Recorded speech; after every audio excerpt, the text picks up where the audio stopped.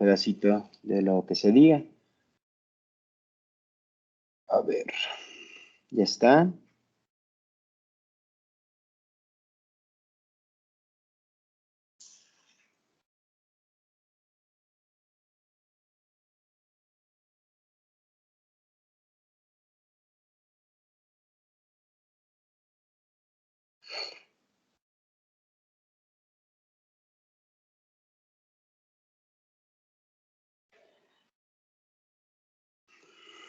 Bueno, entonces nos quedamos con la otra parte de la anemia y me gustaría que resaltemos algunos aspectos de las videoclases, sobre todo del metabolismo del hierro. Me gustaría mostrarles un pedacito en uno de mis videos donde muestro mejor la absorción del hierro y me gustaría decirles algunas cosas acerca de esto. Entonces voy a compartir mi pantalla.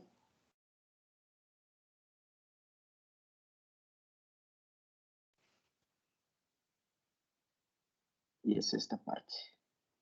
¿Me pueden confirmar, por favor, si se escucha el audio?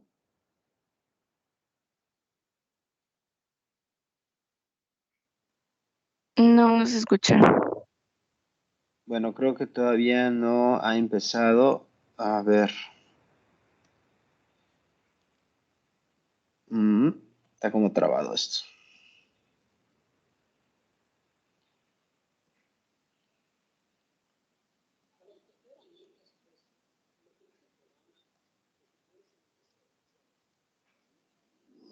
Las anemias carenciales, así como su nombre te lo... ¿Se escucha algo? Ahora sí. Sí, sí. Bueno, lo voy a subir un poco más, igual y no sé, a lo mejor mejora. Diciendo carencia, que falta, que no tienes el material. ¿Y qué materiales necesitarías para producir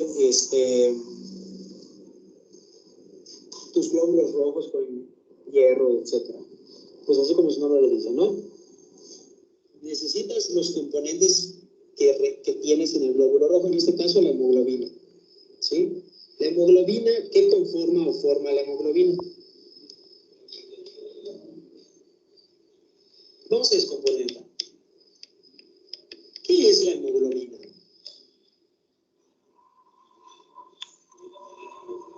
Es una proteína.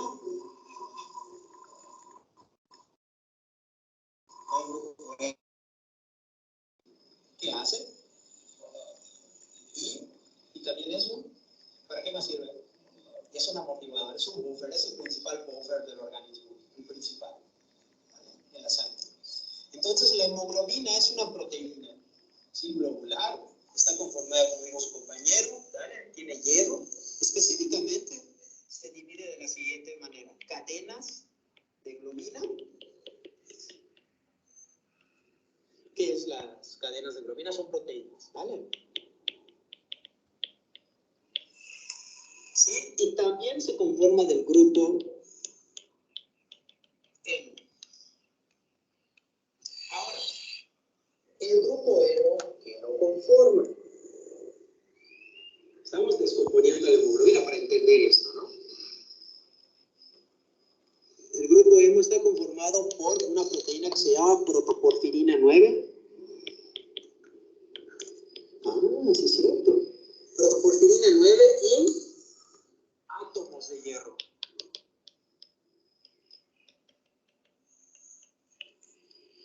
Muy bien.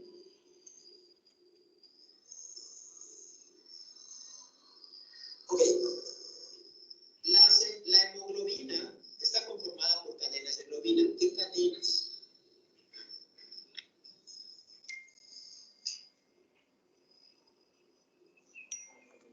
A. Dilo fuerte. Alfa, beta, gamma. No sé cómo se escribe gamma. ¿Estoy bien? No sé si lo escribí. Eso es gamma. Gracias. Gamma. Y, sí lo sabía, doctora. Delta. ¿Cuántas cadenas tiene la hemoglobina? Pues que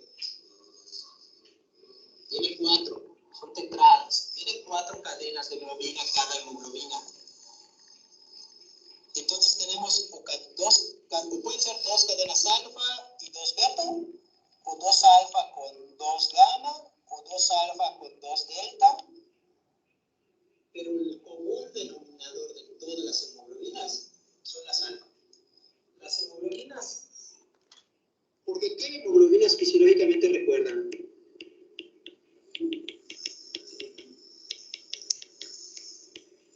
¿Cuáles son estas? Hemoglobina del adulto 1, hemoglobina del adulto 2 y hemoglobina fetal.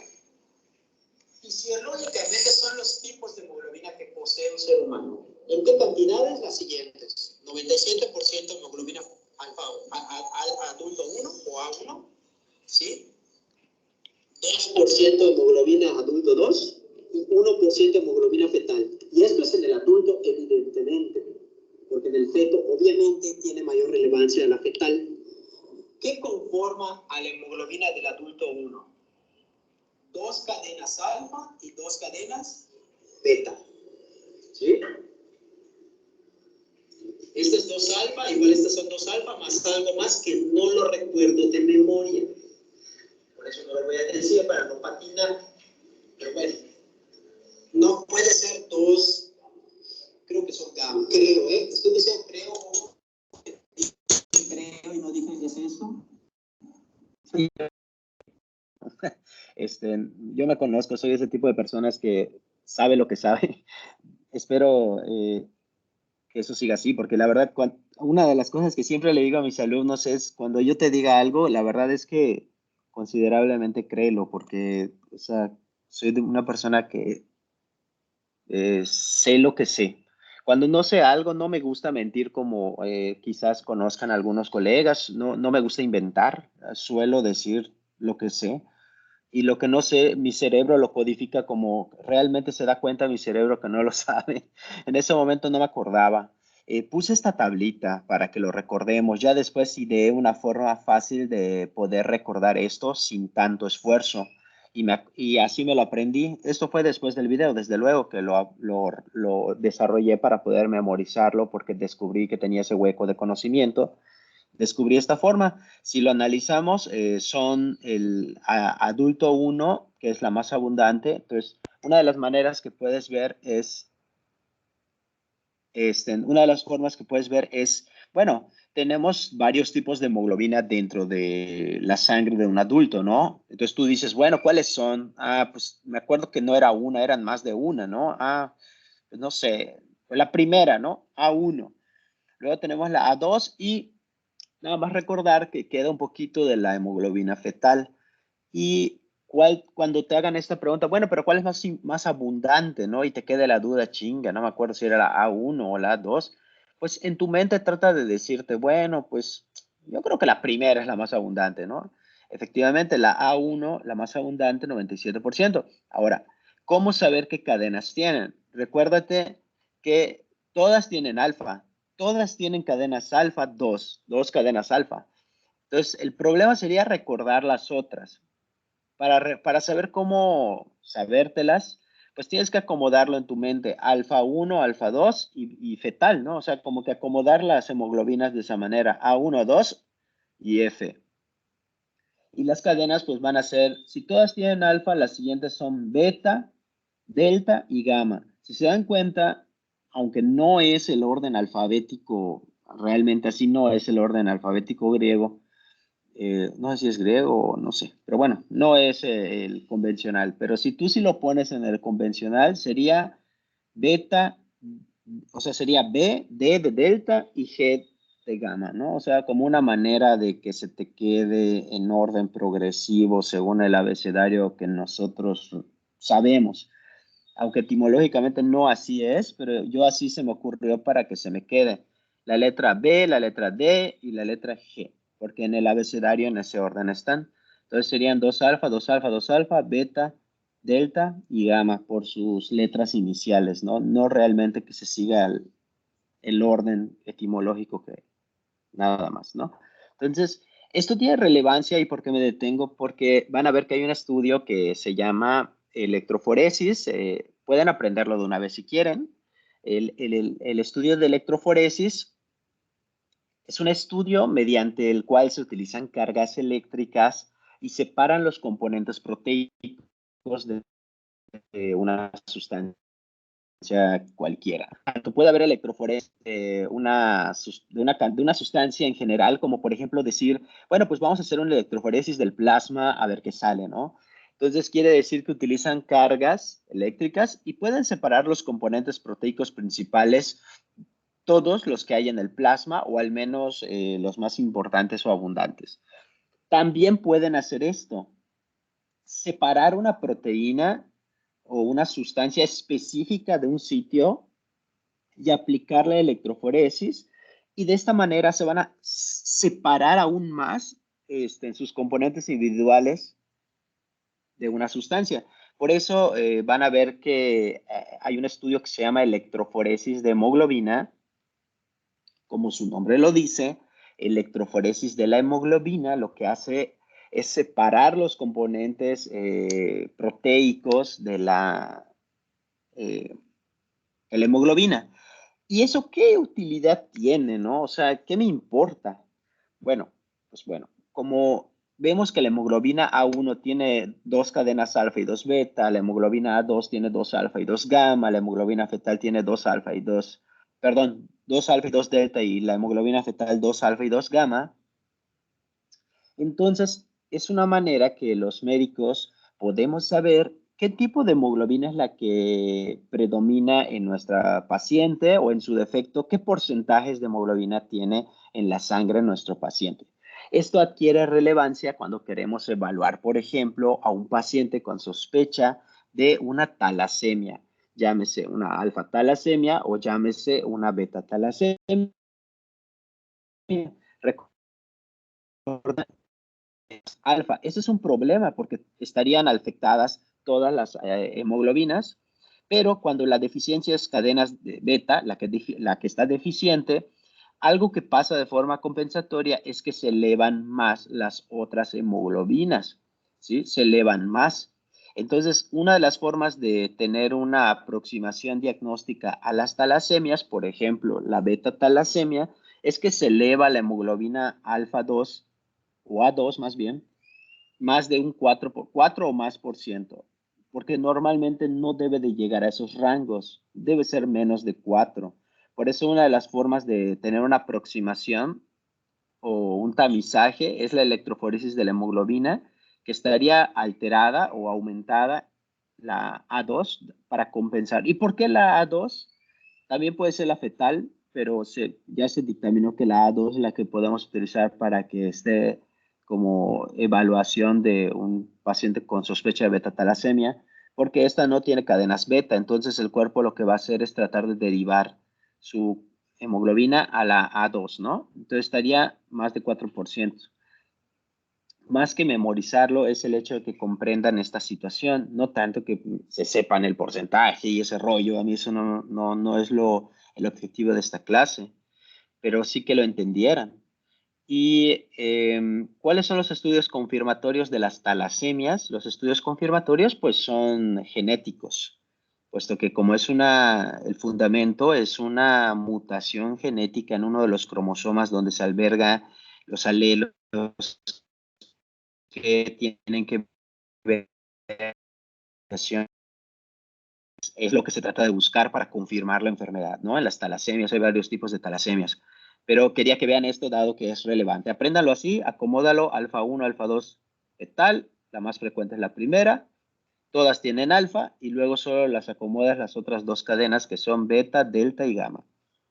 Y esta no sé, o sea, la verdad es que no les voy a mentir, no me acuerdo ahorita, ¿sí? Del occidente, o dicho de otra manera, una dieta occidental, se caracteriza por ingerir, o sea, una persona promedio con una dieta así como la que tenemos de tortas de aquí de, ¿cómo se llama? Los tortillas con tus charritos. Lo extraño. O sea, una dieta occidental común y corriente con tus dos tortas de cochinita de domingo, ¿sí? Se sabe que se ingieren al día de 10 a 15 miligramos de hierro. Hay dos formas de ingerir hierro, dos formas. El hierro M y el hierro no M. El hierro M está no únicamente, pero principalmente en carnes. No únicamente, pero principalmente en carnes. Sí, y el no M está principalmente en vegetales. ¿Sí se puede hablar?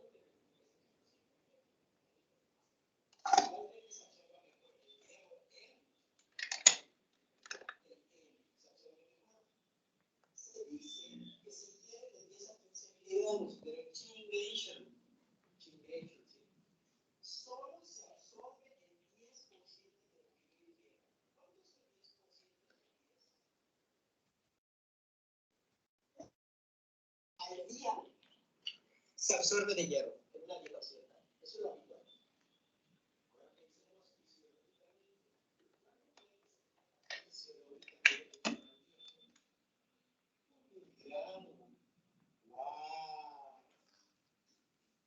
Impresionante.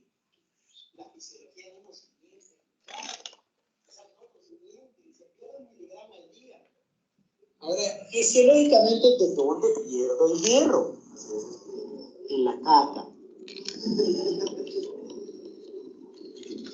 En las heces. ¿Pero por qué? No. Porque la principal causa de pérdida de hierro es la exfacelación de las células epiteliales de los intestinales. O sea, se envejecen, se mueren, se exfacelan y se caen. Pero al caerse, pues se llevan lo que tenían de contenido de hierro. Esa es la principal causa. Ahora, en las mujeres se dice que hay una mayor pérdida de hierro. ¿Por qué? ¿Cuál es el factor que se agrega a una mujer que no tiene el hombre? La menstruación. ¿Cómo se escribe? Ah, gracias. Sí, lleva siendo, ¿verdad? Ok.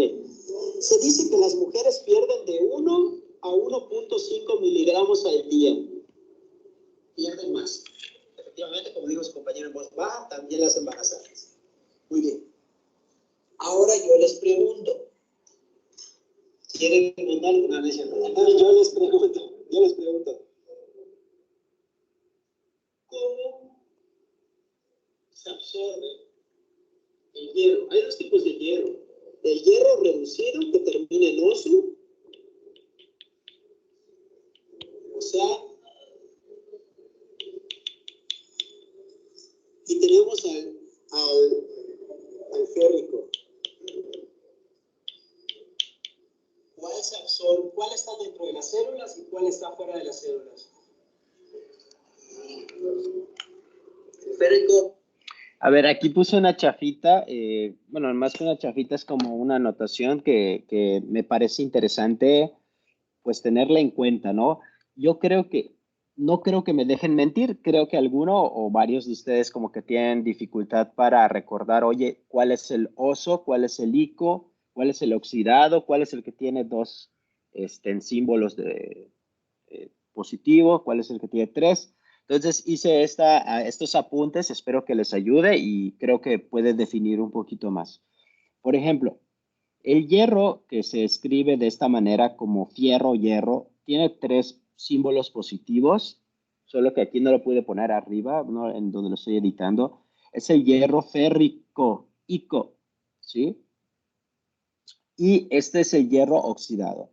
Este normalmente está dentro de la ferritina. La ferritina es la molécula como se almacena hierro de forma soluble y también es el que se encuentra en la transferrina. ¿Vale? Es el que se transporta. Y también tenemos el hierro ferroso, que es el que tiene dos símbolos positivos. Es el hierro reducido. Este está dentro del citoplasma,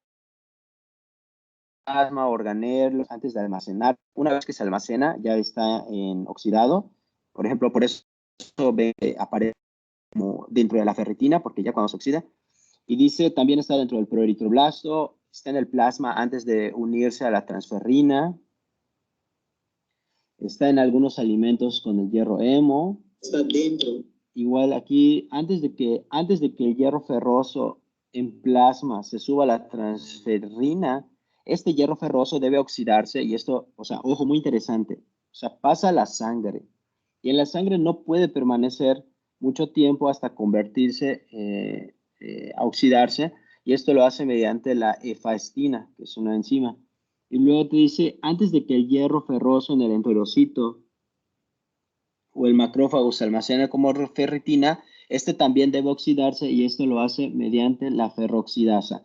Entonces vean qué interesante, ¿no? O sea, debe de convertirse para que pueda pasar a otra parte o utilizarse, etcétera, ¿no? Entonces no lo olviden, férrico y el ferroso. Solo traten de recordar de esta manera, yo lo revisé para podérselos poner. ¿Sí? Dentro de las células, ¿sí? De la sangre. El reducido es el que está en la luz intestinal. Bien. Aquí hay algo muy interesante. Si nosotros dibujamos a una célula epitelial, tiene que usar su imaginación. Ok, esto es la luz, ¿sí? Y aquí están los capilares.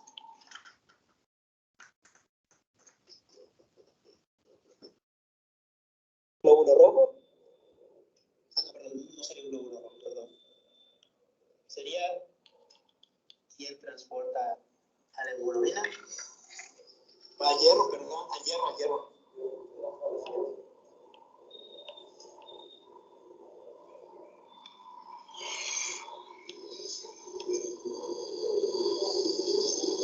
Es una transferrina, ¿verdad? Es un transportador. La transferrina es una betaglobulina. Por lo tanto, al ser una proteína, el principal órgano sintetizador es el... Muy interesante. Aquí el hierro va a entrar. ¿Qué pasa? Un canal que se llama DMT1 o canal bivalente 1, tipo 1. ¿Sí? Tiene que pasar, y aquí van a pasar dos cosas. El hierro puede almacenarse como ferritina dentro de las células intestinales, o puede simplemente seguir su camino y tiene que pasar una compuerta. La compuerta se abre hacia los capilares. Esa compuerta es una puerta. Entonces es la ferroportina. Ferroportina. Pero para que pueda entrar y absorberse, hay una molécula que es la principal molécula reguladora de la absorción del hierro, que es la hepcidina. La hepcidina, ¿de dónde viene hepatos? Hígado.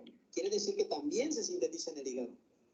La hepcidina, para que ustedes la recuerden, es el mejor portero. ¿Qué hace un portero? ¿Qué hace un portero en un juego de fútbol? Protege la portería. Aquí hay algo muy interesante. Si yo les pregunto... El portero lo que hace es no dejarte pasar, ¿no? Bueno, al menos aplicándolo al fútbol, ¿no? Principal molécula reguladora de la absorción de hierro en el organismo. La respuesta es hepcidina. Bien.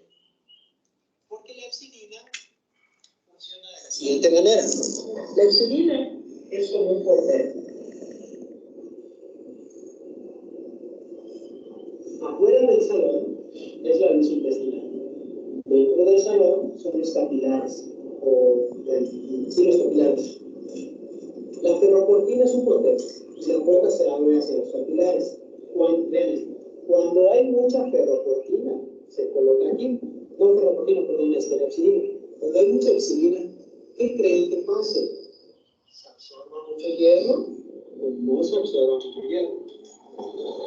No se absorba mucho hierro. Cuando no hay la hepcidina, no se ahí. ¿Qué va a pasar? ¿Se absorbe más hierro o menos hierro?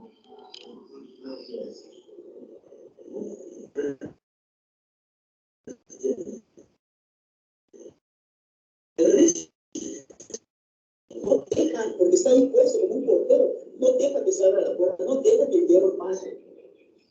Cuando no hay hepcidina, al contrario, el hierro está entrando. Eso que acabo de decir aplica tanto para que se absorba a nivel intestinal y también aplica para las reservas de hierro. ¿Por qué se reserva el hierro?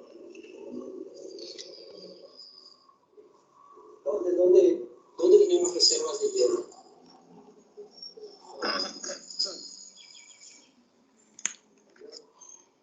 En el hígado. Tenemos el sistema reticular o retículo macrófago endotelial, creo que así le decían, macrófago endotelial, creo.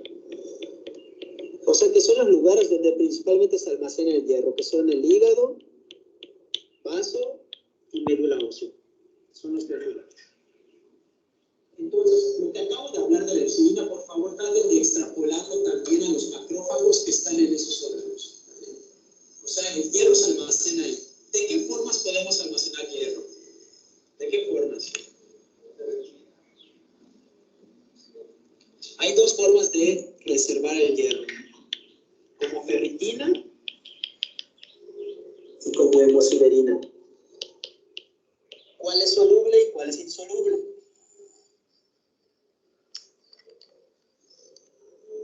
¿Cuál? No lo escucho. Sin miedo, dímelo, no va a pasar nada.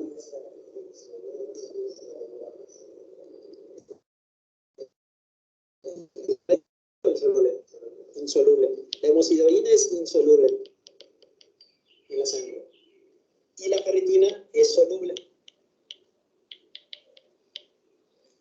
O sea, puede haber en la sangre, ¿no? La ferritina.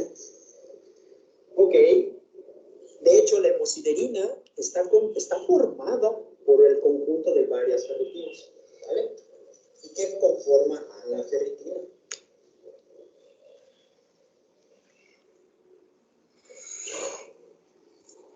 Hierro como férrico. ¿Y qué más? Y una proteína.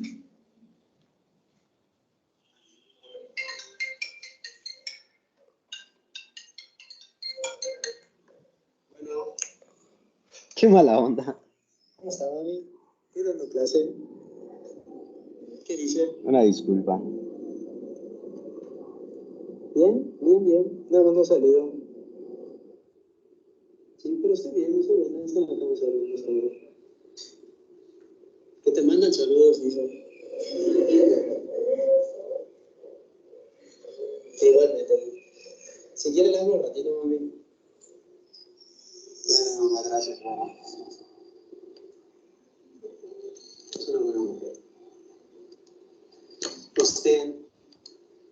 Ok. Y es férrico. Y no me acuerdo. Si lo averiguan, se los agradeceré. Pero no me acuerdo para que tu memoria se los diga. Si lo pueden investigar, sería interesante. Quiero decir, si alguien... Igual aquí puse una...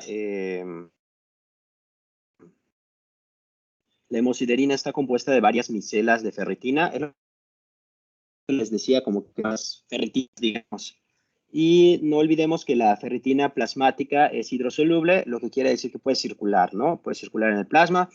Se correlaciona bien los niveles de ferritina plasmática con los niveles de ferritina que están en los órganos del sistema retículo macrófago endotelial. Lo que quiere decir que la ferritina plasmática se correlaciona bien con las reservas que tengamos de hierro en el organismo.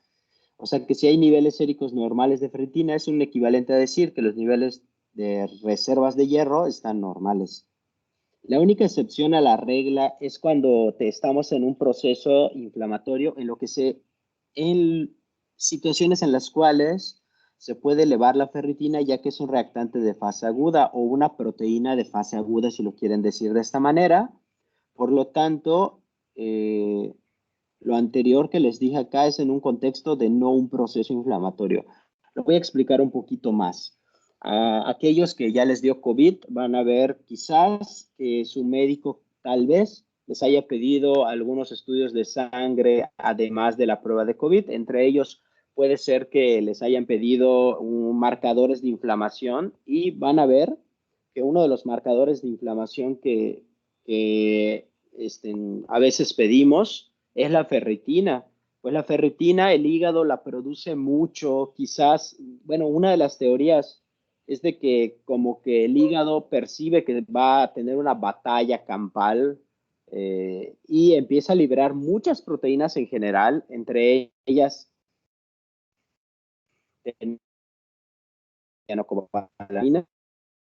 reservas de ferritina. Entonces, tanto la vitamina B12 en su forma cianocobalamina, tanto la ferritina, son marcadores de fase aguda, es decir, se elevan mucho cuando hay un proceso de inflamación muy marcado, tanto que es sistémico, tanto que ya tocó hasta el hígado. Entonces, cuando estamos ante por ejemplo, un paciente que tiene un proceso inflamatorio o un proceso infeccioso sistémico, es poco fiable utilizar la ferritina, porque puede ser que salga muy elevada y la verdad es que nos va a confundir. O sea, que la evaluación de la ferritina está bien hacerla, pero pues tiene más sensibilidad o utilidad cuando es un contexto en el que el paciente pues no está inflamado, no está infectado, ¿vale? Vamos a decir así, un tipo pacientito de consultorio que no tiene nada de estos procesos inflamatorios o infecciosos. Este, desde luego que son marcadores de inflamación indirecto, poco específicos. Por eso cuando los doctores queremos ver si un paciente, bueno, aplicado a COVID, por ejemplo, que sé que no es el tema, pero pues digo, está bien mencionarlo.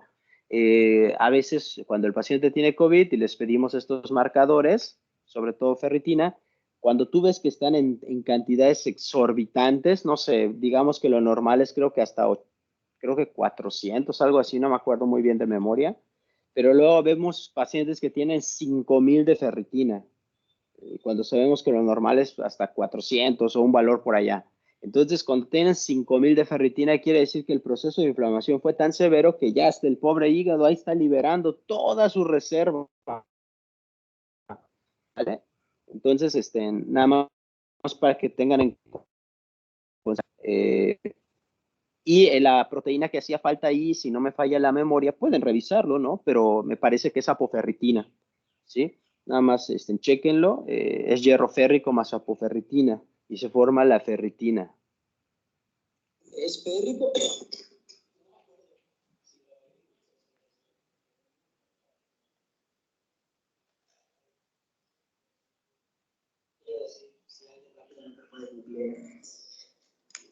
¿Qué conforma la ferritina? Bueno, mientras alguien lo busca, voy a continuar explicando esto. ¿Dónde se encuentra la mayor parte del hierro de todo el organismo? En la sangre, pero específicamente en la hemoglobina. También como ferritina, como hemosiderina.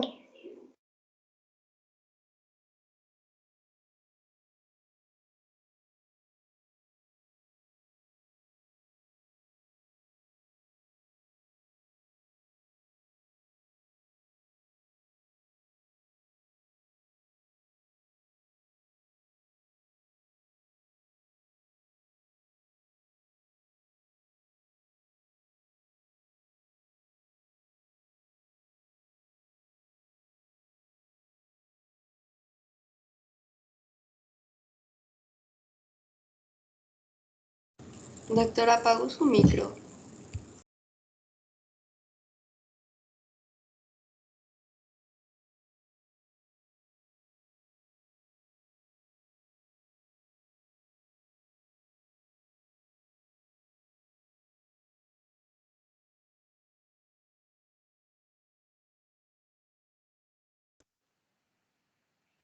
¿Sí me escuchan?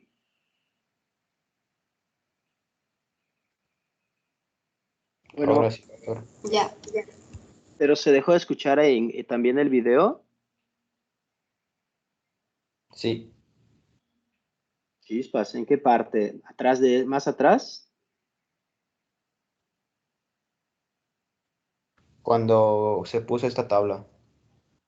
Ah, ok, ok, ok. Voy a volverla a poner este pedacito.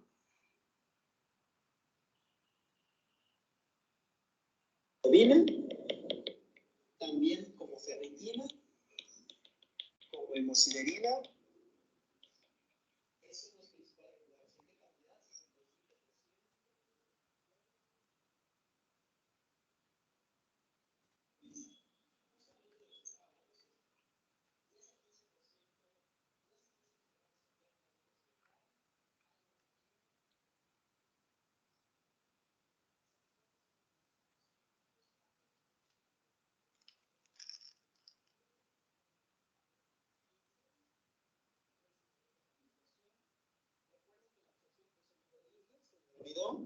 Pero recuerden que la absorción se da en el pulmón.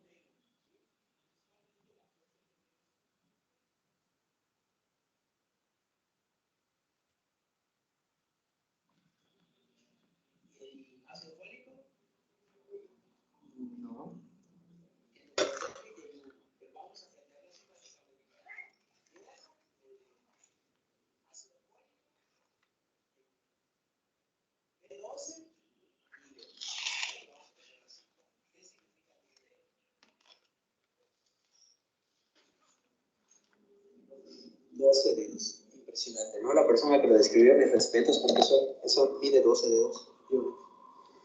Bien. Algo interesante de la absorción de hierro. Bueno, 12 dedos ciertamente de una mano promedio, no una mano como la de Gran Cali, ¿no? Como el luchador, ¿no? O sea, porque pues sería como que otra tamaño. Está padre, o sea, cuando empiezas a entender todo, o sea, es hermoso. Ok, todo tiene sentido. Ok, la absorción de hierro es favorecida por los ácidos y es disminuida por las bases. ¿Qué cosas son ácidas que favorecen la absorción de hierro? No lo van a creer, pero eso que decía la abuelita de ponle limón al frijol, tenían razón. Porque la vitamina C favorece la absorción del hierro. O sea, las abuelitas de veras que estaban así, bien, esas cafeteras, ya no sabían, entonces todavía aprendiendo, ¿verdad? Ok. Esperando llegar hasta medicina para aprenderlo. ¿Cuál es el medio de transporte? La transferrina, que es una betaglobulina. ¿Dónde está distribuida la hemoglobina? El hierro, principalmente en la hemoglobina en un 65% como resto, y el resto en enzimas, etcétera, etcétera. Ok. Algo interesante que no mencioné de la transferrina es que la transferrina, lo voy a dibujar como si fuera un cochecito, ¿sí? Tiene dos espacios. La transferrina tiene dos espacios para dos átomos de hierro. ¿Sí? Si yo quisiera representar a todas las transferrinas del organismo con tres cochecitos,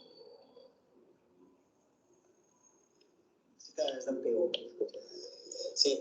Si yo representara a todas las transferrinas del organismo representadas con tres cochecitos, normalmente, fisiológicamente, solo está saturada, solo está ocupada un tercio de todos los transferrinos que están circulando en la sangre. Lo normal o fisiológico es que la transferrina esté saturada en un tercio. Por eso dice acá, índice de saturación de transferrina 35% en condiciones normales. El laboratorio cuando tú ves porcentaje de saturación de hierro, de transferrina, te pone allá de 30 a 50%. Pero lo fisiológico es común, lo más común es 35 a 30%. ¿Sí entienden qué significa eso? O sea, ¿qué creen que quiera decir que... Vean lo que estoy diciendo ahí. ¿Qué quiere decir que la mayoría no esté ocupado? Que potencialmente fue transportado. Si el organismo lo requiere, creo que todos se ponen las pilas y transportar todo lo que se pueda de hierro, ¿no? Aquí está cómo se circula toda la cosa, transferrina, está yendo llega al eritroblasto. En el eritroblasto se va a almacenar, ¿sí? En la médula ósea, etcétera. Aquí es como se almacena, ¿no? Por decir, almacena y se usa. Se usa principalmente en el proeritroblasto. El proeritroblasto va a formar propiamente a la hemoglobina. Propiamente. El proeritroblasto es el que forma la hemoglobina. La hemoglobina, recuerden, la hemoglobina no la comiste y se absorbió, no. Tú comiste hierro. Y el proeritroblasto, que es una célula precursora en la médula ósea, era que se encargó de unir cadenas de hemoglobina con los átomos de hierro, pues más específicamente con el grupo hemo, y formar la hemoglobina. Aquí está. Y esta se puede almacenar o se puede utilizar, ¿no? Esto es lo que habíamos visto hace rato, miren. El canal transportador divalente, o DMT, entraba el hierro se puede quedar como almacenar, ¿sí? O puede pasar a través de la ferropuerta, y esto es regulado por la xenina, y se va a llevar gracias a la transferrina. Eso ya lo habíamos dicho, cómo está el hierro, la mayoría está en hemoglobina, o como reservas. Miren, esto es un esquema, tienen que usar su imaginación. Esto es un proeritroblasto. Me encanta porque este proeritroblasto, ya se fijaron que acá hay un espacio, es como un garage para que se estacione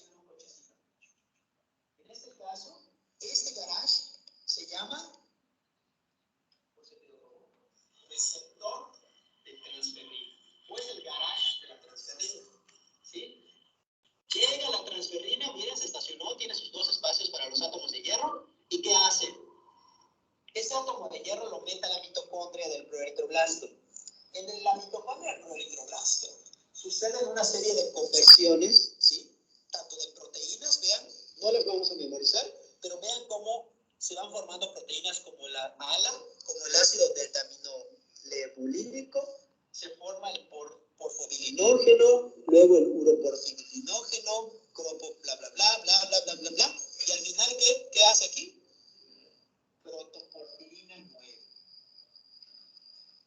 ¿Sí? Y la protoporfirina 9 se une al hierro gracias a la ferroquelatasa. Y eso nos va a formar esto que se llama grupo hemo o hemo. Luego, ven cómo en el proeritroblasto tenemos el núcleo.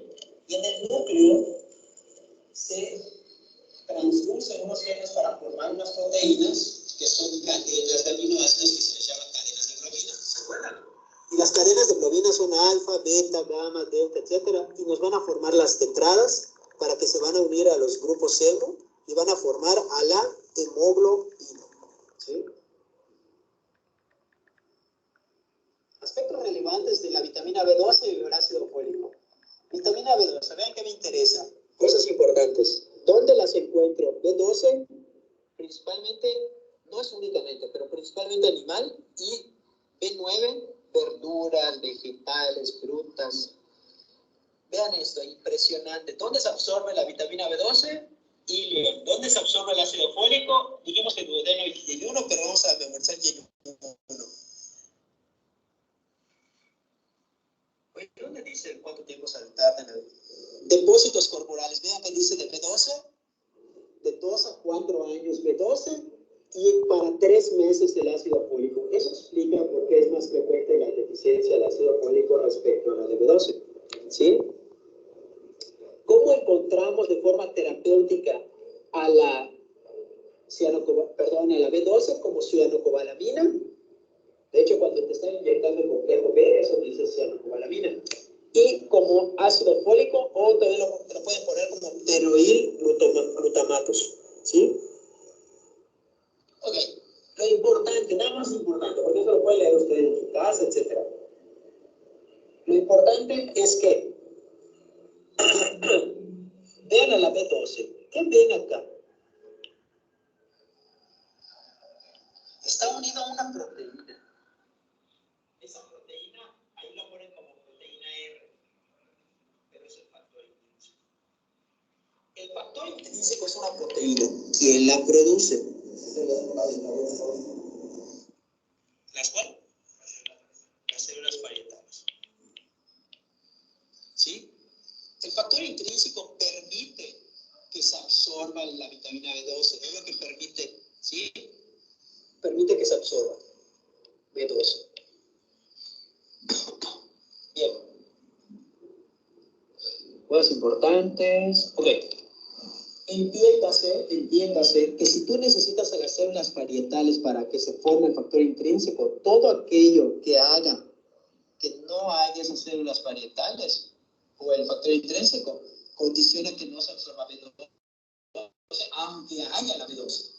De ahí la anemia perniciosa. La fisiopatología de la anemia perniciosa es la formación de anticuerpos principalmente para células parietales, o sea, destruye tus células parietales, o anticuerpos directamente para la proteína factor intrínseco. Ese es el mecanismo fisiopatológico de la anemia perniciosa o enfermedad de Addison-Weber. ¿Sí? No hay factor intrínseco, tú no absorbes B12. ¿Sí? Ahora piense, porque es una pregunta de pensar.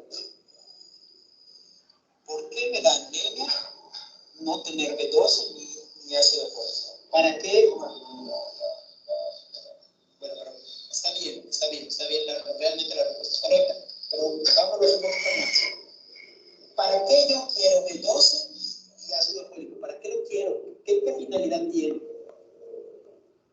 en el organismo? Sí está bien lo que dices, pero ¿cómo podríamos desmenuzar un poquito más?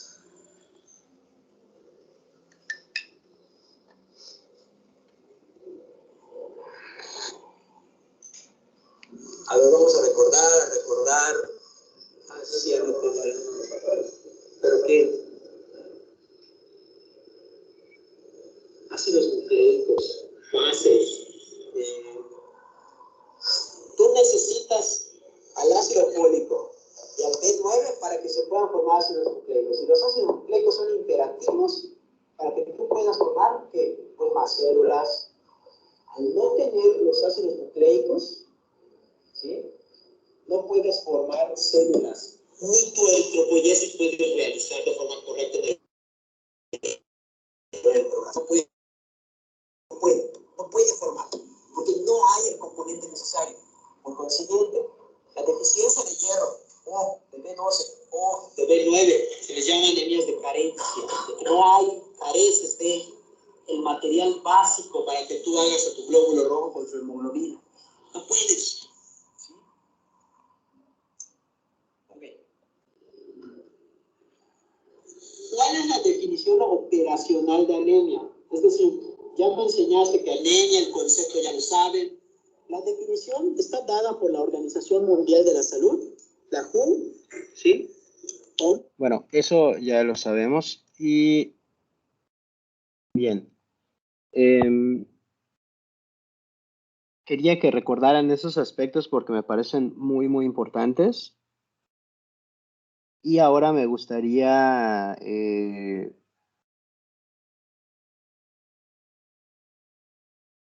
mostrarles unos apuntes que hice de anemias que me parece que pueden servirles. Antes de continuar, por la hora, me gustaría saber si tienen disponibilidad para que yo pueda continuar hablando o ya se tienen que retirar. Es pregunta. Como sé que les comenté que el horario era de 8 a 9, por eso es que pregunto. Como yo ya terminé fisiopato, por mi parte yo sí puedo, pero no sé ustedes.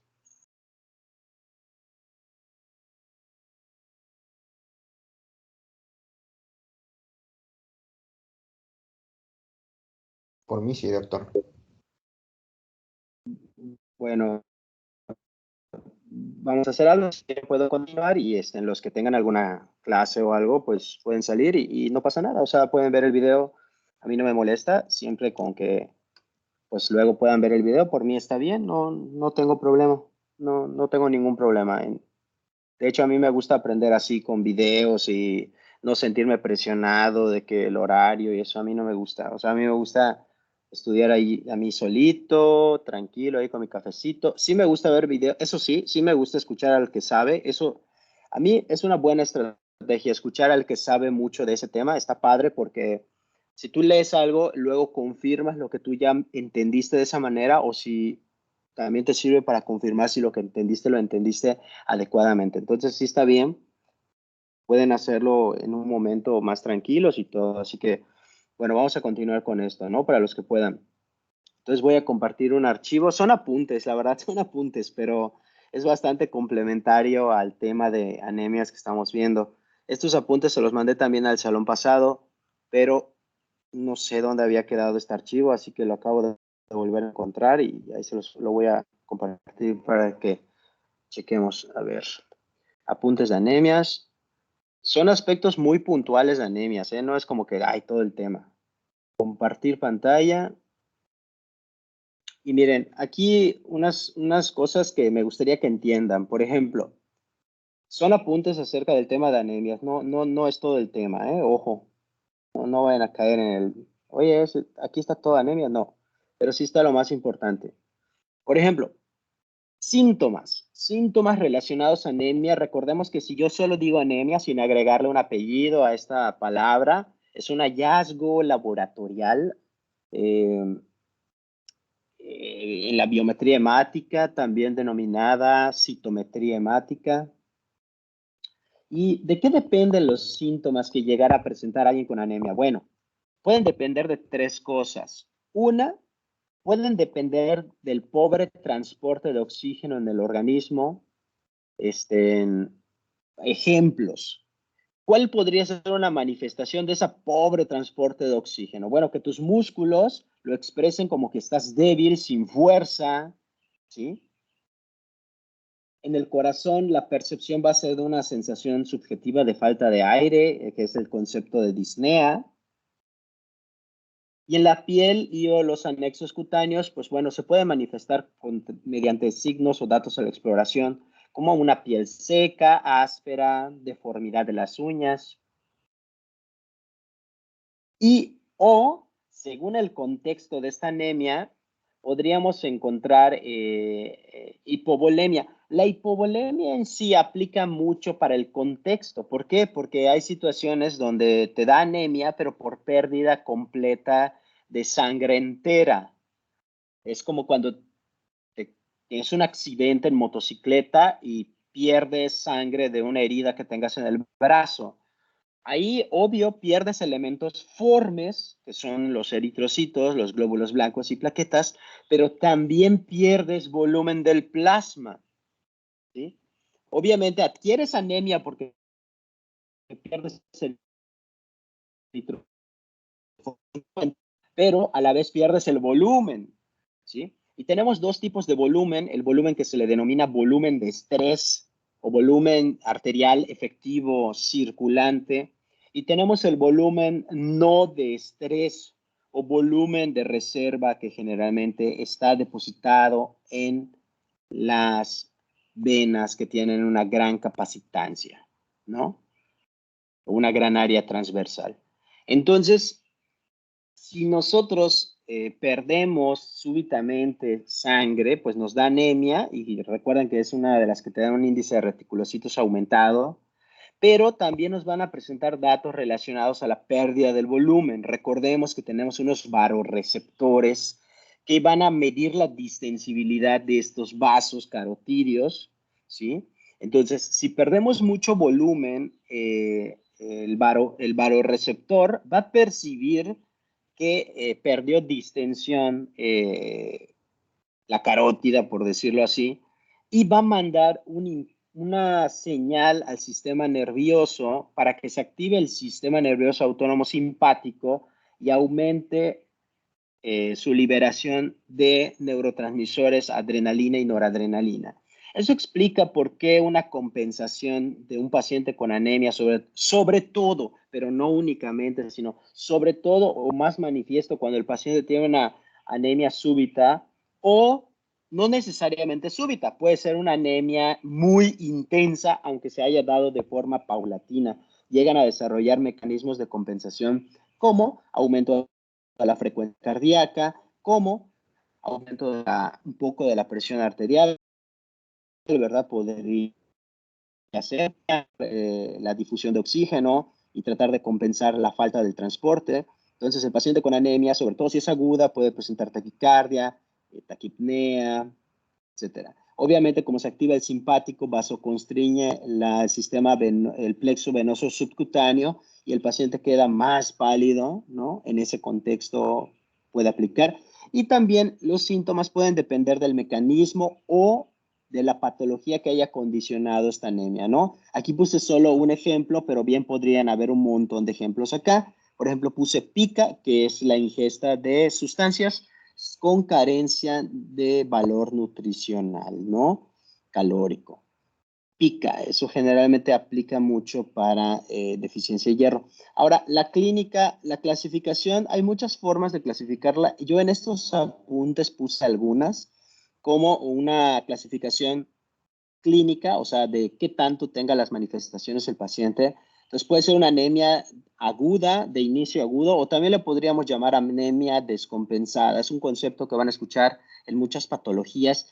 Por consenso, algo que tal vez no está escrito, yo creo, porque nunca lo he leído, pero por consenso, cada vez que ustedes escuchen o digan en medicina descompensado, hace alusión a que estás viendo un paciente que luce muy mal, se ve mal, tú lo ves, el paciente no luce bien, y te das cuenta en parte porque no te puede engañar, o sea, no es como que, luce mal y ya estuvo, ¿no? Porque si ustedes me ven a mí, el doctor luce mal, pero porque pues así yo de por sí me veo así, lo luzco mal todo el tiempo, pero no tengo mis signos vitales alterados. La cosa es que te veas enfermo, vitales que están alterados. Si quieren saber números netos para decir que alguien realmente está muy mal, se los voy a decir en números concretos, va a variar de bibliografía a bibliografía para que luego no digan, es que el profesor me enseñó, pero la bibliografía dice que no sé, si el profesor me enseñó que frecuencia respiratoria es 35, pero en una bibliografía dice 32. O sea, no se rompan la cabeza. Yo les voy a decir lo que el consenso, yo siempre que les enseño algo, como he leído varias cosas, trato de consensar. O sea, siempre que yo les explico algo, por eso puede ser que encuentren variaciones leves o minúsculas, porque lo leí de varios libros y tengo que hacer un consenso. Bueno, de manera habitual, la frecuencia cardíaca no es normal si tiene más de 130, 135. No es normal si tiene menos de 50 latidos por minuto. La frecuencia respiratoria no es normal si tienes menos de 5 respiraciones por minuto. No es normal si la frecuencia respiratoria es más de 30, 35.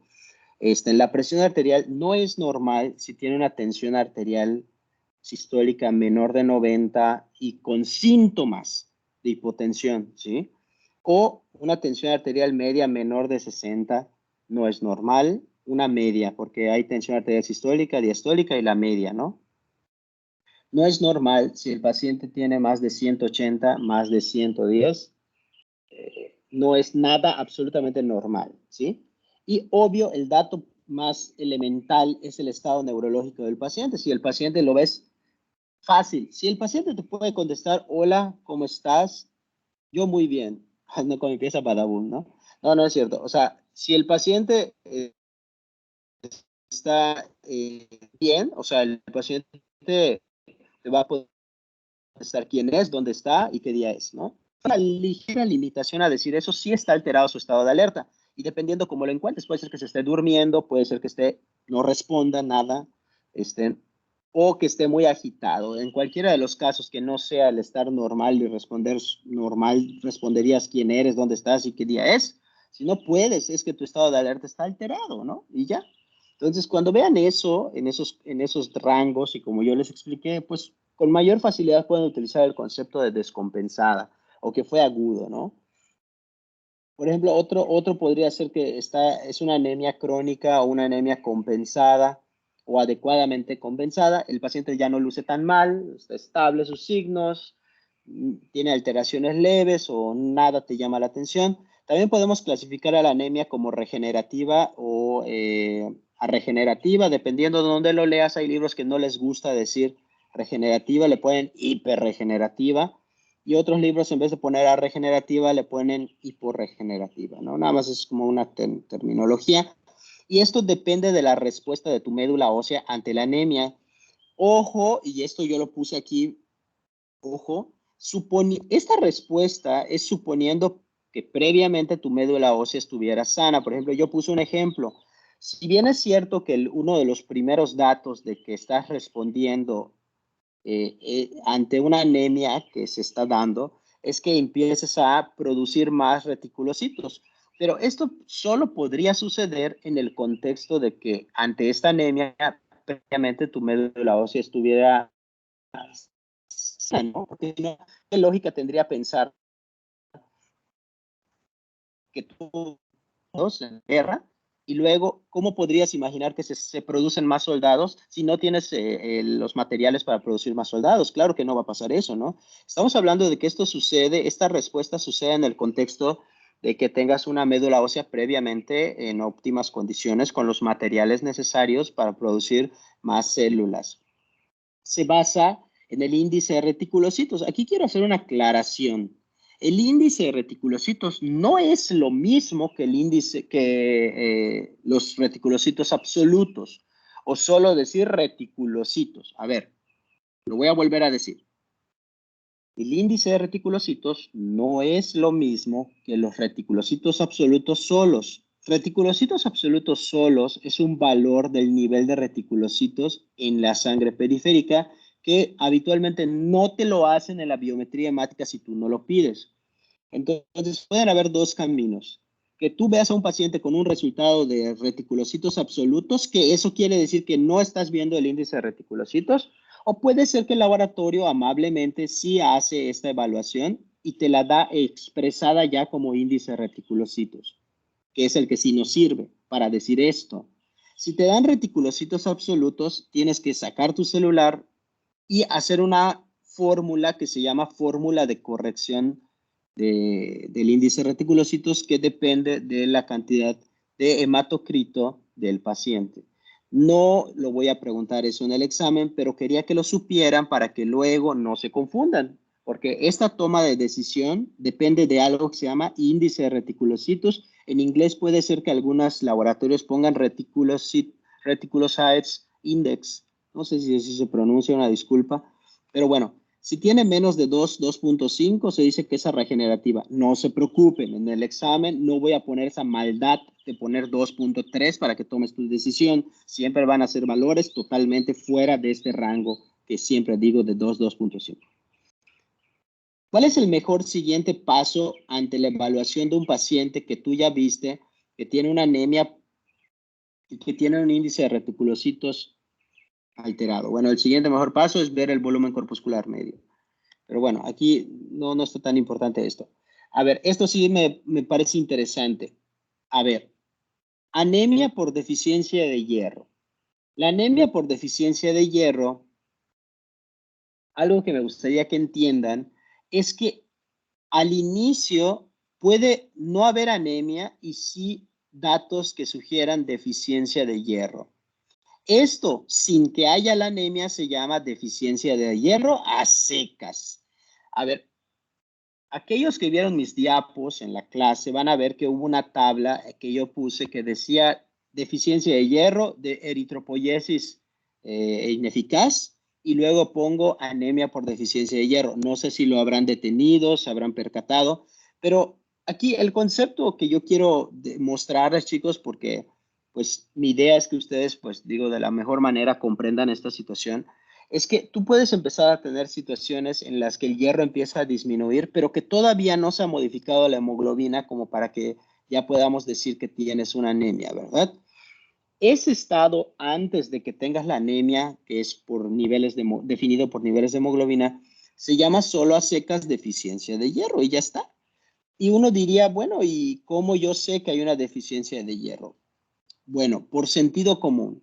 ¿Qué es lo primero qué es lo primero que verías al disminuido ante un paciente con deficiencia de hierro, pero no necesariamente anemia?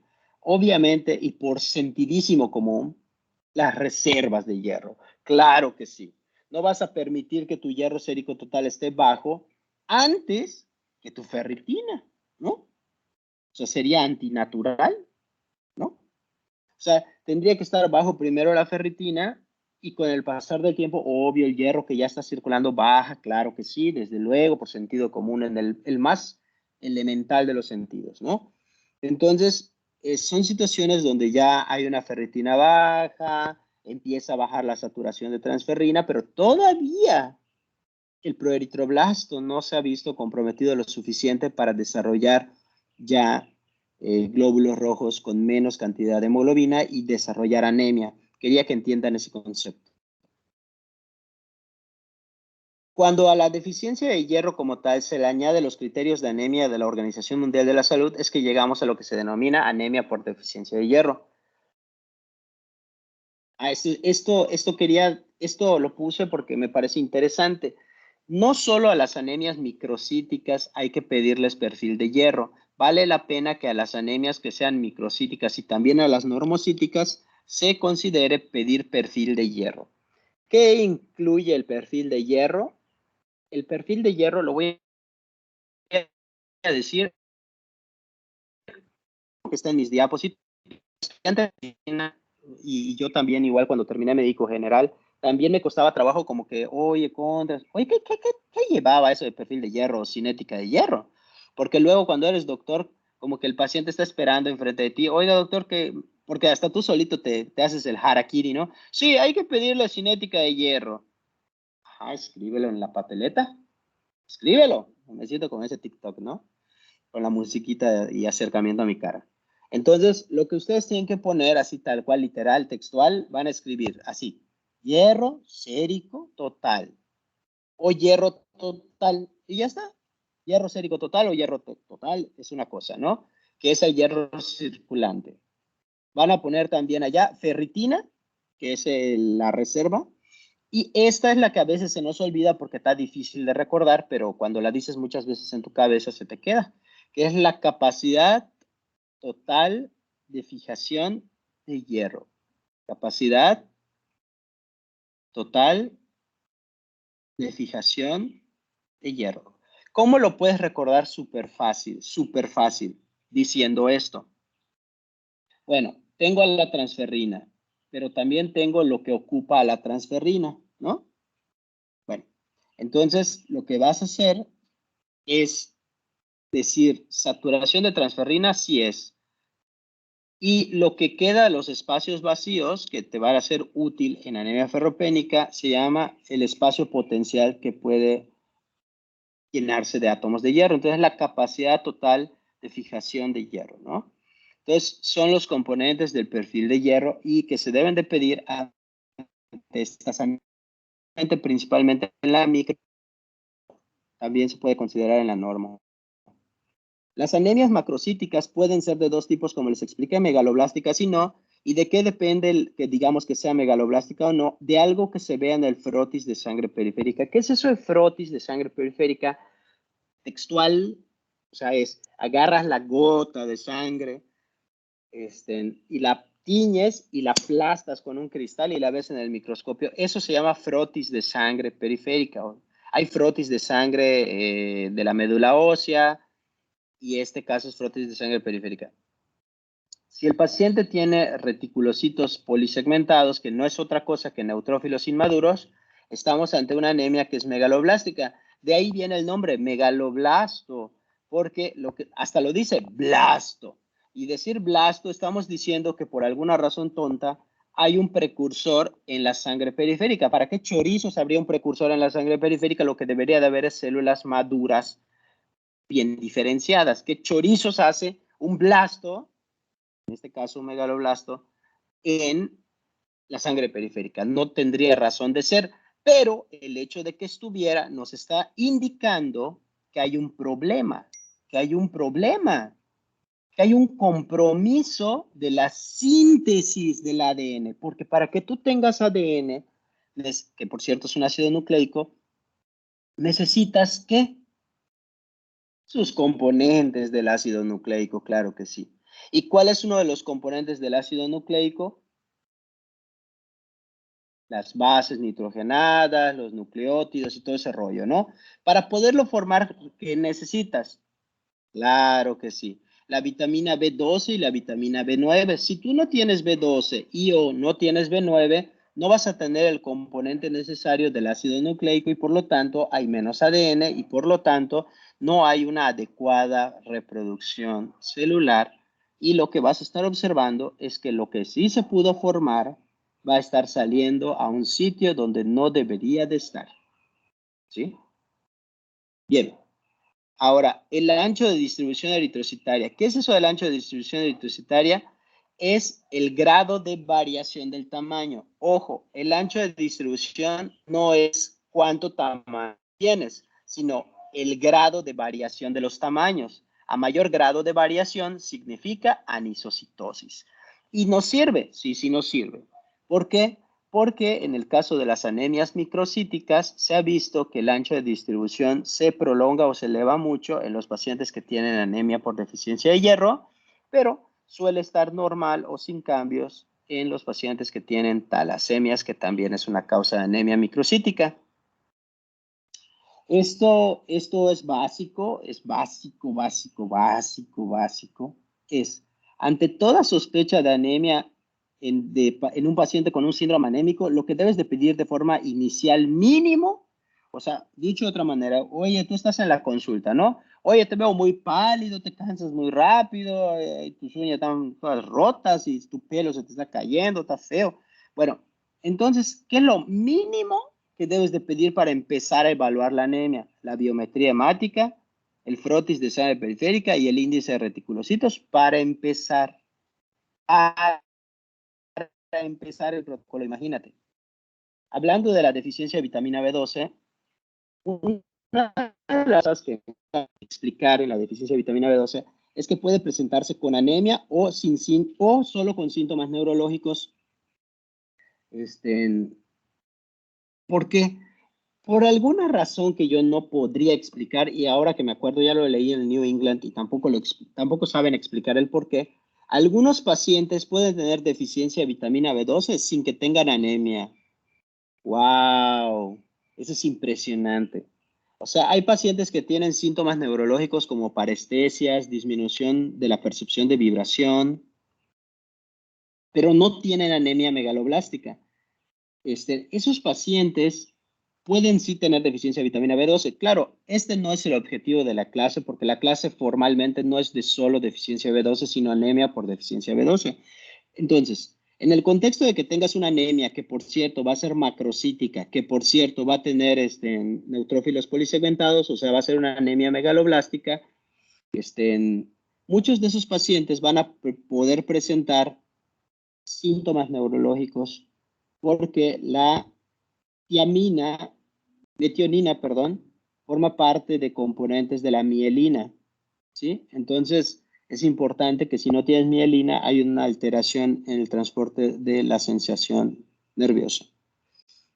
A ver, yo les dije a ustedes, el ácido, la cianocobalamina, que es una de las formas activas de la vitamina B12, es una de las formas activas,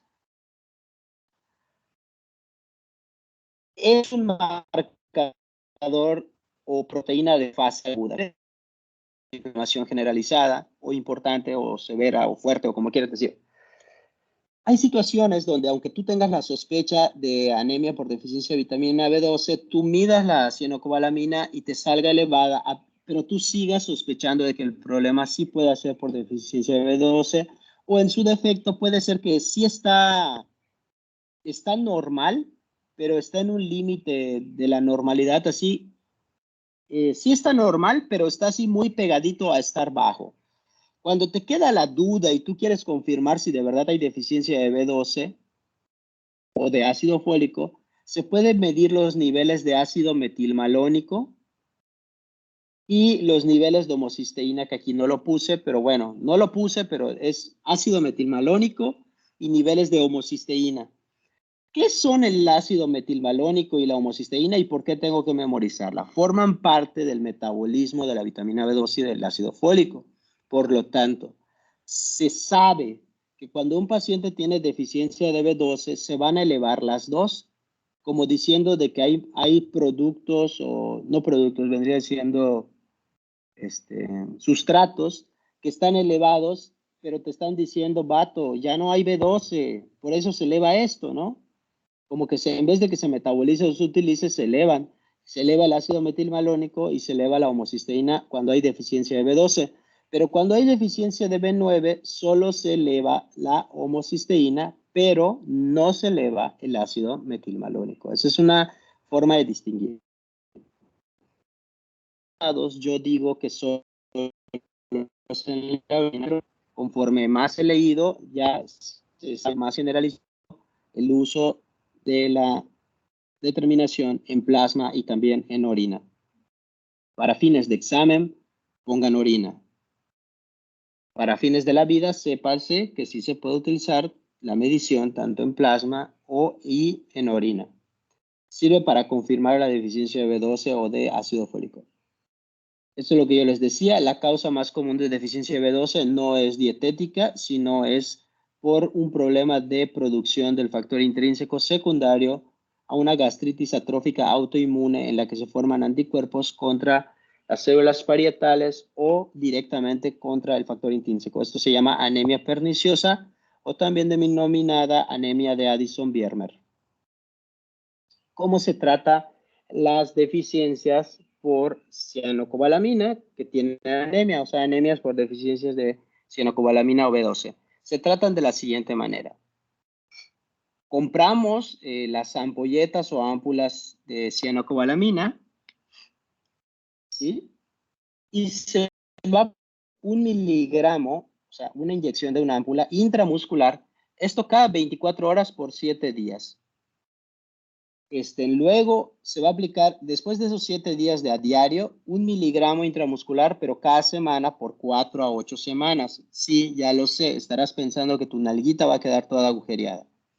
Y después se va a aplicar 1 miligramo intramuscular cada mes de por vida. Bueno, esta es una forma de hacerlo. Hay otra alternativa, pero no me parece tanto. Es dar, eh, es dar la intrínseco en tabletas 1 a 2 miligramos vía oral cada 24 horas de por vida. Esa es otra alternativa. Esta me parece cool también. Una inyeccióncita cada mes, porque esto conseguirlo está en chino-japonés. O sea, no está tan fácil. Casi todas las que conocemos son las puras cianocobalamina, nada más, sin el factor intrínseco ni nada de ese rollo.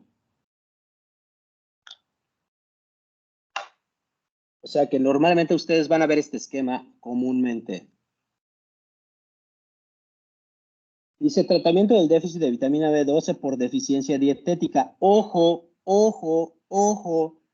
Este esquema es para anemia perniciosa por sus características, pero cuando es por deficiencia dietética, algo súper raro, raro, raro que veas, dado los años que tardan las reservas, pero en ese caso sí se puede dar suplementos vía oral comunes sin que tengan factor intrínseco y se deben dar suplementos de cianocobalamina y deben de tomar más de 2 miligramos o más al día por vía oral, ¿vale?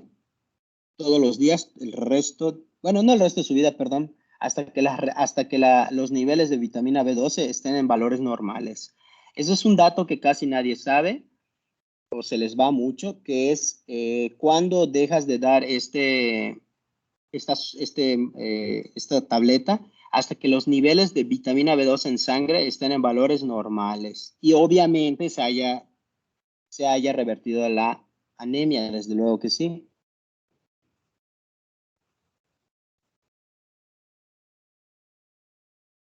Luego, aquí puse intoxicación por óxido nitroso. Es muy interesante porque, pues sí, hay personas que están en con constante uso del óxido nítrico y esto te puede causar una intoxicación y va a alterar la acción de la metionina sintasa, lo que va a inactivar a la vitamina B12. Esto es una causa súbita de deficiencia de vitamina B12. Es bastante rara e infrecuente, pero la apunté porque me pareció chistosísimo que exista una causa de déficit súbito de vitamina B12, la intoxicación por óxido nitroso, impresionante. A ver, esto está interesante. Dice, el dato neurológico más frecuente asociado a deficiencia de vitamina B12 son las parestesias, que es la disminución en la percepción o una alteración más bien en la percepción de la sensibilidad. Puede percibirse también entumecimientos que son simétricos. Puede haber ligera debilidad o problemas de la marcha en los pacientes con déficit de B12. Disminución de la sensación de vibración. Esto se evalúa con un diapasón de 128 Hz o disminución de la propiocepción. La propiocepción es la capacidad que tiene el ser humano de saber dónde está cada parte de su cuerpo en todo momento, ¿no? Es algo que nadie entiende, yo lo leí en un artículo de revisión, es que a mayor severidad de los datos neurológicos, perdón, me equivoqué, a mayor severidad de la anemia, menor alteración de las alteraciones neurológicas. Eso no tiene una explicación, yo no la puedo comprender, pero no, o sea, quiere decir que no hay una correlación con el nivel de severidad de la anemia respecto al nivel de intensidad o severidad o grado de manifestación neurológica. O sea, nada más es un dato así cultural, chistoso, interesante. Este, mm, ok, eso está bueno. Dice, ante la sospecha de anemia por deficiencia de vitamina B12 y o B9, se debe de solicitar niveles séricos de B12 y B9. Ok, chicos, entonces, a ver, vamos por partes. Si tú tienes una anemia que sea macrocítica, a ver, permítame un segundo, por favor.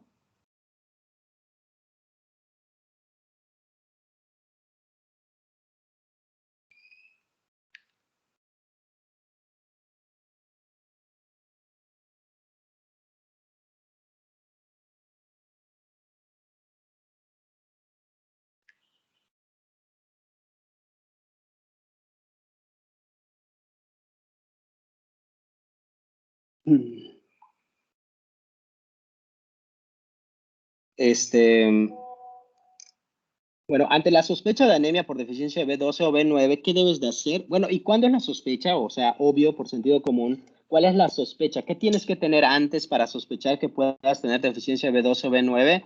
Bueno, puede ser un contexto y el contexto adecuado sería una anemia que sea macrocítica. Si ya le hiciste el frotis y sale con polisegmentados presentes, o una anemia macrocítica, pero que el paciente sea un vagabundo desde hace varios años, o que una mujer embarazada con una anemia macrocítica, ¿no? Podría ser, ¿no? Ante esa sospecha, lo siguiente que debes de hacer es los niveles séricos B12 y o B9. Hay una problemática con pedir esos valores séricos. Hasta el 50% de los resultados va a presentar tanto falsos negativos o bien podría presentar falsos positivos, justamente por lo que ya les expliqué de que son marcadores así que se pueden alterar por cualquier cosa. Vean cómo un valor menor de 100 picogramos por litro de vitamina B12 se considera una deficiencia severa. Y vean cómo aquí dice, es el único valor que realmente se considera seguro como deficiencia de vitamina B12. En palabras castellanas, tener menos de 100 picogramos por litro ya estuvo, tienes una anemia por deficiencia. Bueno, más que una anemia por deficiencia, perdón, un déficit de B12, que por cierto es severo ese déficit.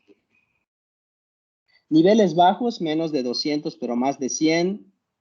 Se debe de considerar hacer la prueba de medición del ácido metilmalónico y homocisteína, porque está muy en el límite.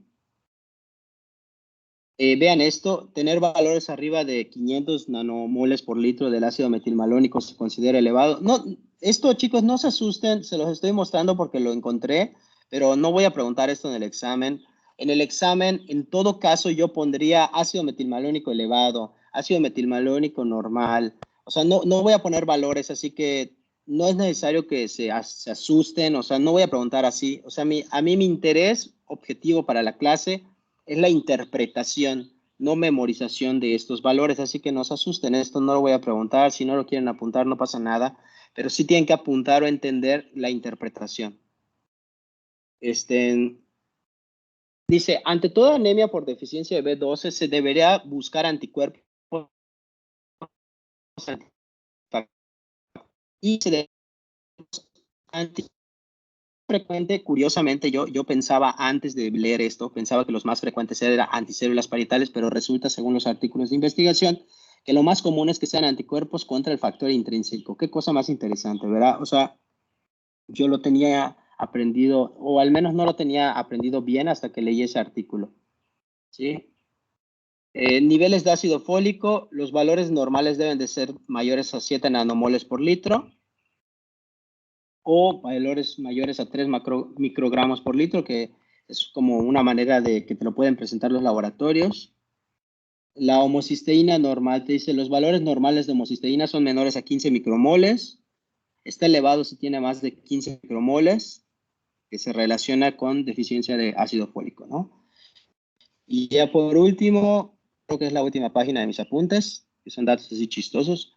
Dice, siempre que se plantee restituir vitamina B12, se debe de dar al mismo tiempo ácido fólico. Esto está bien interesante porque sucede algo curioso. Si nosotros damos vitamina B12 en un paciente que tiene deficiencia de ambas, o que tenga deficiencia de vitamina B12, se tiene que dar al mismo tiempo también ácido fólico. ¿Por qué? Porque si el paciente solo lo restituyes con vitamina B12, pero no lo restituyes con ácido fólico, el paciente va a tener, en ese momento que solo des vitamina B12 sin dar ácido fólico, una aceleración de la desmielinización, ¿sí? Tiene mucho que ver con un fundamento que se llama trampa de folatos, que, bueno, usted la puede, pero la trampa de folatos es una relación metabólica que tiene el metabolismo del ácido fólico con el metabolismo de la vitamina B12. Pero lo que tienen que entender como concepto es lo siguiente. ¿Por qué cuando doy vitamina B12 sola a un paciente con deficiencia de vitamina B12 y ácido fólico? ¿Por qué cuando le doy solo sustitución con vitamina B12, el paciente puede empeorar los síntomas neurológicos? La explicación es que como se correlacionan sus metabolismos en la trampa de folatos, es decir, el metabolismo de la B12 depende del ácido fólico. Tiene que haber ácido fólico. Si tú tratas de restituir la vitamina B12, pero no le diste ácido fólico, se acelera el metabolismo del B12 hasta cierto punto, pero necesitas para complementar el metabolismo del ácido fólico. Por eso se llama trampa de folatos. Si no lo das, va a haber más déficit de la metionina y más desmielinización. Pueden leerlo con mayor tranquilidad ustedes en su libro o buscar un videito en YouTube, pero la idea conceptual es esa, no des, ante la deficiencia de ambas, no solo des vitamina B12, o una de las cosas que mejor les puedo enseñar como profesor es, si vas a restituir B12, también dale ácido fólico y se acabó, ya. No te evitas la fatiga de confundirte, de ver si me diste algo, dale las dos y ya está. No te rompas la cabeza. Dice, siempre que se sospeche de cáncer gástrico, se debe de hacer endoscopía. ¿Qué situaciones nos deberían de hacer pensar gástrico por estas cosas que voy a poner acá? Pero un paciente que tenga una anemia por deficiencia de hierro que no esté bien explicada por sangrado aparente en otro sitio. Si tú tienes un paciente con anemia por deficiencia de hierro, sin una mejor explicación aparente, vamos a decir, no voy a pensar en un cáncer gástrico en una mujer que tiene 30 años, tiene anemia microcítica, le hago perfil de hierro, tiene deficiencia de hierro y tiene una anemia porque está teniendo una menstruación más abundante. No vas a pensar primero cáncer gástrico, vería ser contrario, absurdo, ¿no? Pero si tengo un paciente con anemia por deficiencia de hierro, la cual no tiene una mejor explicación, o sea, yo no logro en el interrogatorio darme cuenta de que hay algo que explique pérdidas, es una posibilidad del cáncer gástrico. O los pacientes que han bajado de peso, que tienen anemia y que cuando les haces una prueba en la popó que se llama sangre oculta en heces, donde se hace una prueba que se llama prueba de reacción de Guayaco, si esta sale positiva, quiere decir que se está perdiendo sangre en la popó. Entonces, nos podría hacer pensar, sugerir cáncer gástrico, pero no se puede confirmar hasta que se haga una endoscopía y una biopsia, que por cierto, la biopsia tiene que salir el resultado histopatológico que diga cáncer gástrico. ¿Cómo se restituye la deficiencia de hierro? ¿Cómo se le da tratamiento a un paciente con déficit de hierro? ¿Cómo se da?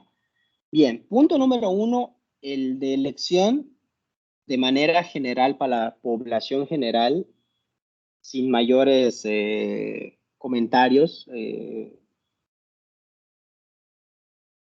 o para se trata bien de primera elección. Dentro de ellos tenemos el sulfato ferroso, el fumarato ferroso. Aquí puse el ejemplo con el sulfato. Puede ser fumarato también. Entonces aquí te dice, el sulfato ferroso se puede dar en tabletas. Y vean qué curioso. Tienen que fijarse de dos cosas.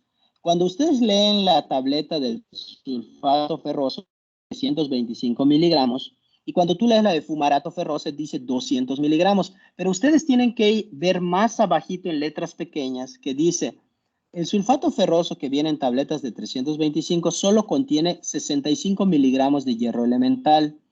Y el hierro que se debe restituir se toma en valores del hierro elemental. O sea, en español, porque puede ser que los confunda. El hierro que me interesa restituir es el que me va a aportar el hierro elemental. Todo lo demás es excipiente y harina y ceniza, ¿no? Como en Los Simpsons cuando van a comprar a la tienda de 20 centavos, ¿no? Dice, lata de atún, 99% ceniza, 1% atún, ¿no? Como los atunes actuales que son soya principalmente, ¿no? Compren atún que diga libre de soya. Bueno, si lo que quieren es aumentar su ingesta proteica, ¿no? Bien, se debe administrar 325 miligramos, o sea, la tableta de sulfato ferroso cada día con cada comida.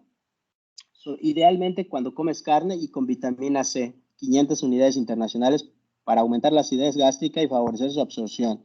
O sea, darle hierro con cada comida, de preferencia que idealmente que tenga carne la comida para que tenga hierro M, más acidificación, ¿no? Bueno, eso es una pauta así toda chirulera generalizada. pero es una...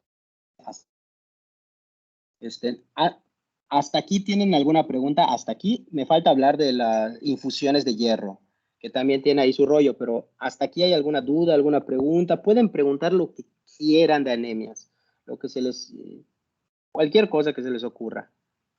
¿Tienen alguna pregunta, alguna duda? Quiero pensar que si no tienen preguntas es porque soy en extremo explícito. De verdad quisiera pensarlo, pero acepto que no pueda yo ser totalmente explícito, ¿no?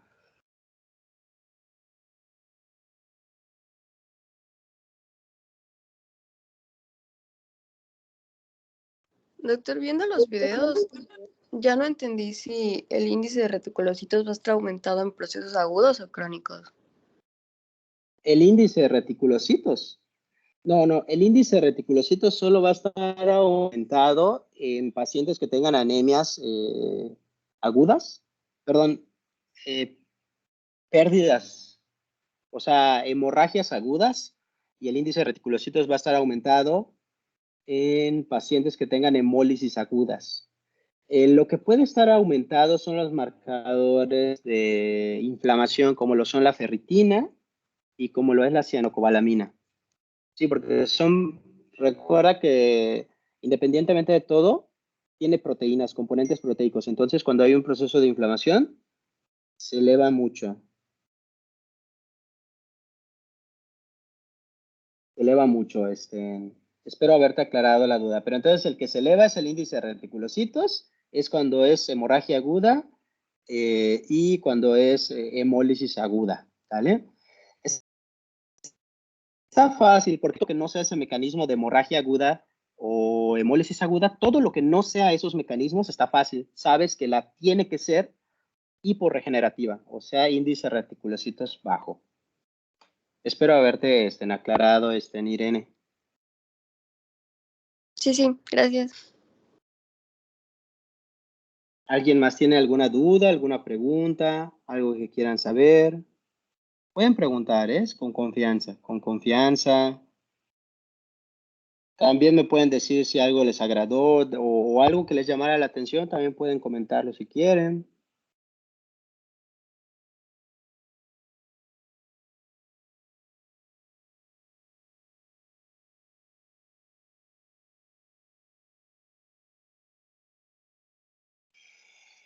Doctor, respecto a las clases grabadas, creo que no podemos verlas porque como no estamos en el equipo, no nos aparecen las grabaciones.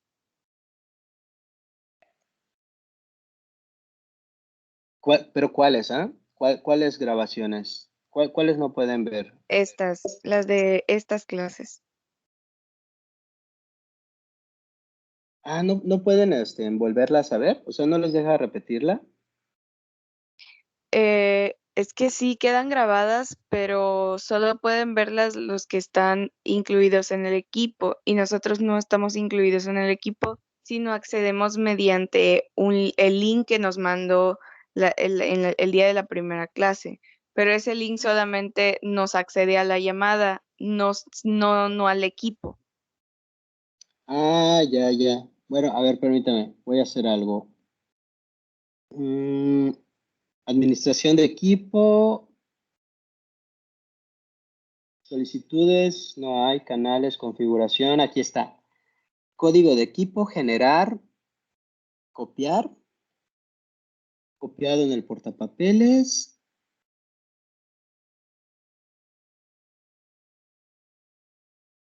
Y mato. Acabo de enviarles el código, chicos. Es el código para entrar al equipo, a este equipo. Y ya con eso van a poder formar parte del... Es más, si lo ponen de una vez, es que lo que no sé, de verdad eso no lo sé, ¿no? Yo digo, no lo sé, estoy diciendo la verdad. No sé si yo tenga que aceptarlos. Entonces, si pueden alguien ver qué pasa si entra con el código. Me imagino que tiene que ser después de que colguemos, ¿verdad? Pero bueno, o sea, el chiste es entrar, ya les mandé ese código. Con ese código ya ven que entran a Teams y te dice, oye, ¿quieres unirte a un equipo? Puedes poner el código aquí, ¿no? Cuando le dan equipo. Ahí lo ponen y van a entrar a este equipo. Lo que no sé es si me va a les va a mandar a la sala como de hasta que yo los, miren, ya ustedes ya mandaron solicitudes pendientes. No me dice solicitudes pendientes, da la impresión de que ya se añadieron, según entiendo, ¿no? Ya parece que ya son miembros. Parece que ya son miembros. ¿Me puedes confirmar, Paula? Porfa. Sí, ya, Ahí está. Y con también el, les con el código. con el código. Ahí está, ya les envié el código, es que no sabía. Pero ya se los envié y también les envié mis apuntes.